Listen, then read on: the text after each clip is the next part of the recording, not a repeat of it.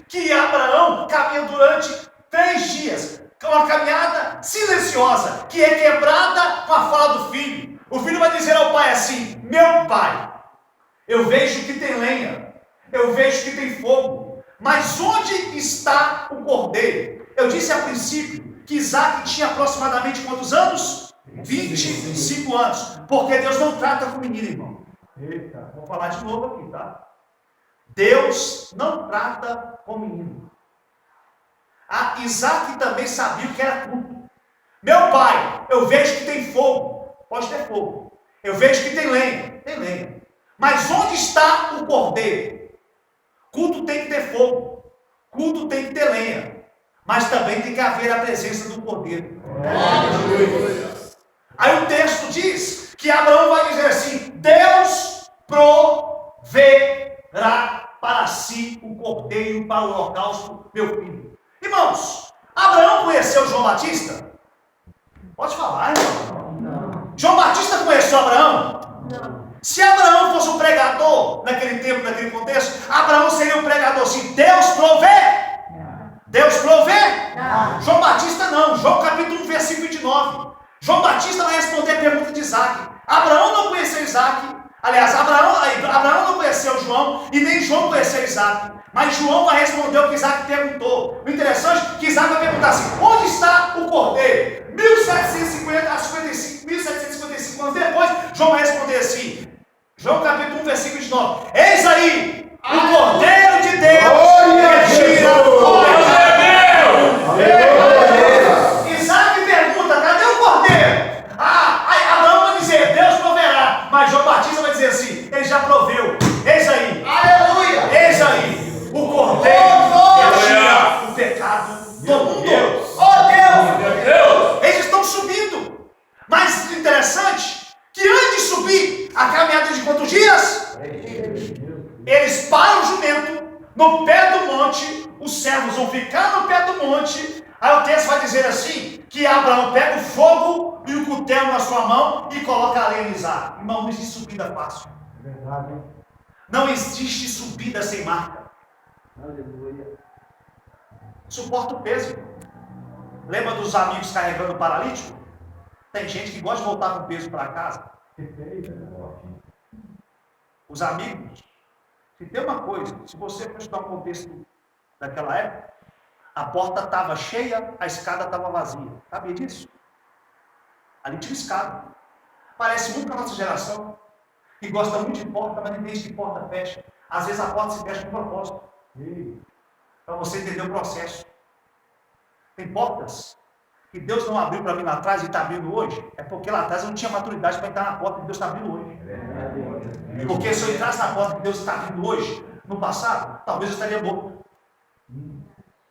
Porque existem oportunidades que elas são criadas por homens, mas quando a oportunidade é criada por Deus, meu Deus, olha, aleluia!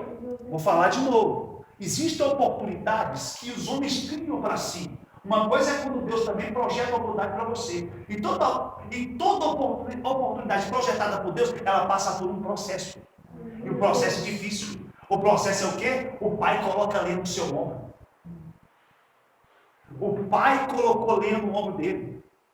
E uma coisa eu aprendo aqui: o filho caminha com o pai caminha com o filho. Mas o filho não anda com fogo.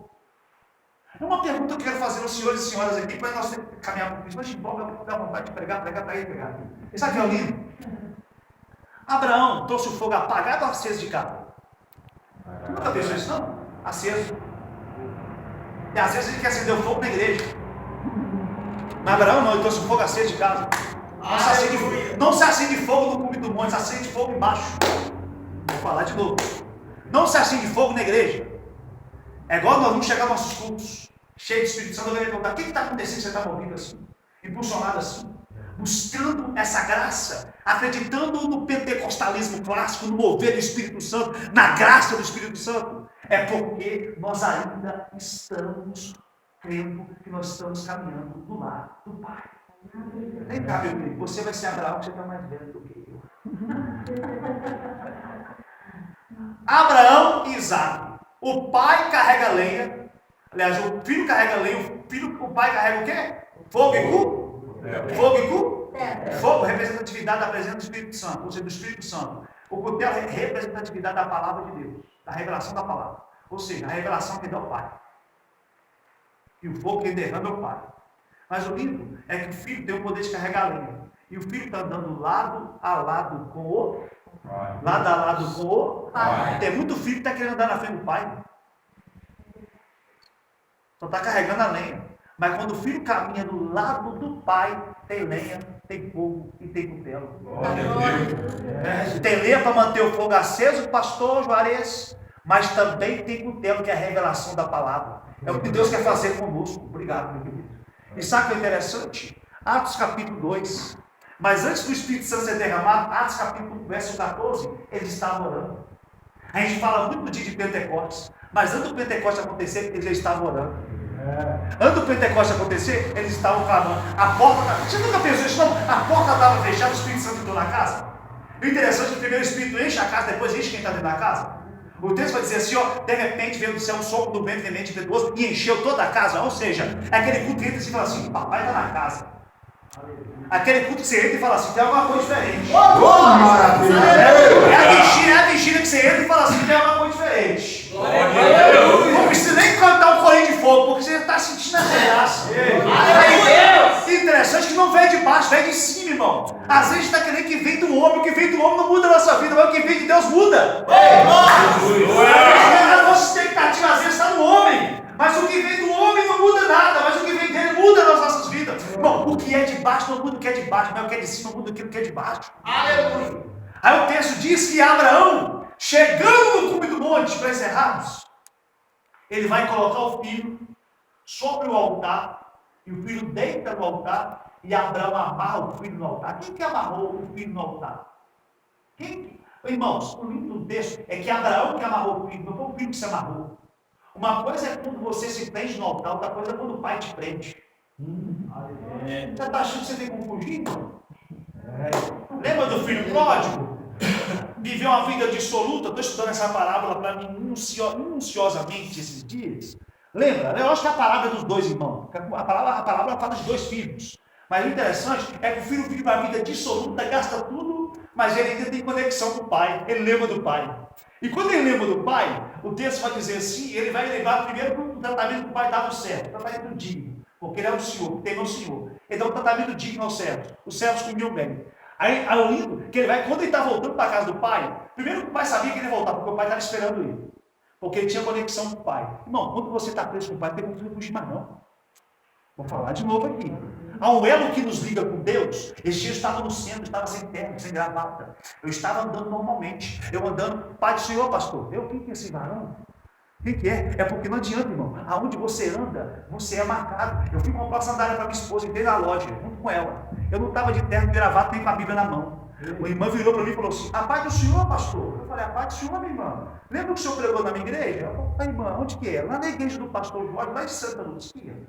Ah, para você ver, irmão, como que as coisas tão pequeno. Teve um dia que eu estava atravessando um shopping, não atravessando, não é para comprar nada não, atravessando da Rio de Janeiro para... Mineiro corta muito caminho, né? Estava da Rio de Janeiro para atravessar para São Paulo. Mas lá na Shopping Big São Paulo, um livro. Aí, cortando o caminho, tendo o shopping. Aí tinha uma senhora muito simples, trabalhando lá na faxina, quase ninguém olha para a pessoa. Aí tá lá, ela falou, a paz do Senhor, irmão, a paz do Senhor. Tá dando a paz do Senhor, irmão? Eu falei, a paz do Senhor. Mas ela citou o nome, a paz do Senhor, irmão Wesley. Eu falei, a paz do Senhor, irmão. Ou seja, irmão, querendo ou não, por onde você passa, você tem a marca do Pai em você. Aleluia! Aleluia! Você tem a marca do Pai em você. Isso aqui, gente, é o que acontece com todos que estão aqui, irmão. Independentemente se você tem uma carteirinha eclesiástica, independentemente se você tem um reconhecimento ministerial, todos nós estamos presos no altar. Irmãos, o interessante é que Isaac deixou o pai prender no altar, que estejamos disponíveis nesse tempo a sermos presos no altar de Deus para um tempo de avivamento na nossa geração. Vou falar de novo, que estejamos dispostos a sermos queimados no altar. Irmãos, Deus não nos quer pela metade.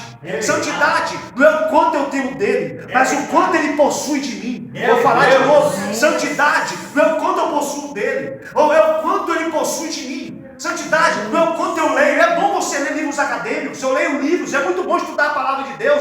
Mas, meu irmão, a gente vive no meio de uma geração hoje que estuda muito sobre Deus, mas se relaciona pouco com Deus, se estuda. Sabe onde eu vou me relacionar com Deus? É quando eu me colocar no altar, deixar me queimar, falar, Pai, me queima, porque eu quero fazer. Aleluia! É tempo de nós entendermos que Deus quer renovar a igreja brasileira. É tempo de nós entendermos que Deus ainda tem remanescentes. Lembra do profeta Elias? O profeta Elias estava assim, pastor, choroso, deprimido, porque a gente fica às vezes deprimido espiritualmente. Elias estava assim, só eu sobrei, só eu fiquei. Aí Deus vai dizer, Elias, nesse contexto de crise, nesse contexto de apostasia, nesse contexto de perseguição ao profeta, eu ainda preservei 7.000 homens, 7.000 que não se notaram diante de Baal. E sabe o que é lindo? Deus ainda tem remanescentes nesse tempo. E nós somos os remanescentes de Deus. E eu acredito que nós também iremos alcançar e despertar e motivar os desmotivados para esse momento e período de oração e de busca da presença do Espírito Santo. Glória a Jesus!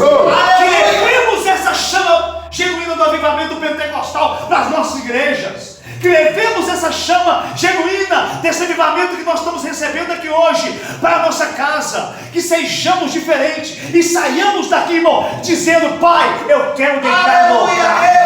Me amarra no teu altar. Me amarra no teu altar. Me amarra no teu altar. Me amarra no teu altar.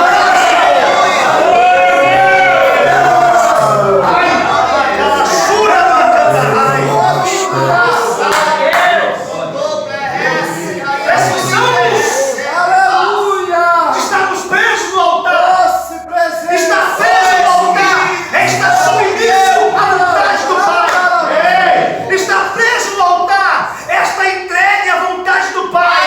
Às vezes, a vontade do Pai vai contrariar a vontade do Filho, mas a vontade do Pai é boa. É perfeita.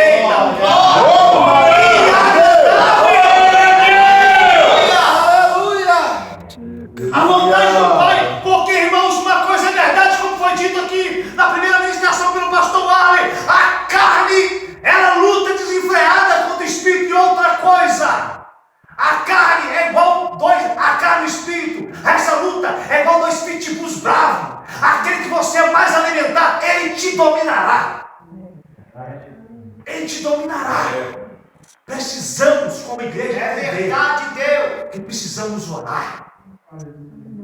Eu disse ontem, dialogando com alguns amigos referente à Bíblia. Não está no contexto, não está no script, mas eu quero falar aos senhores e senhoras. Lógico que o contexto de Ezequiel capítulo 47